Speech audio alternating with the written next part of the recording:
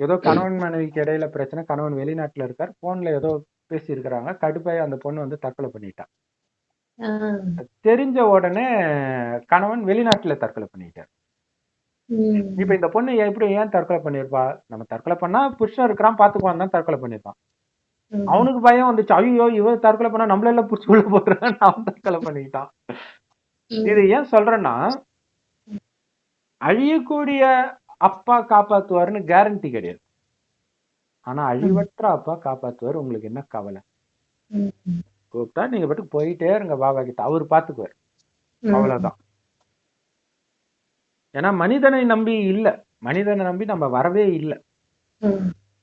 நமக்கு பிறந்தவர்களும் மனிதர்களை நம்பி வரல. இது ஞாபகம் இருக்கணும். அவ்வளவுதான். சோ ஆன்மீக தன்மை இல்லாததற்கு முக்கியமான காரணம், போக போக இது கடவுளுடையதுன்ற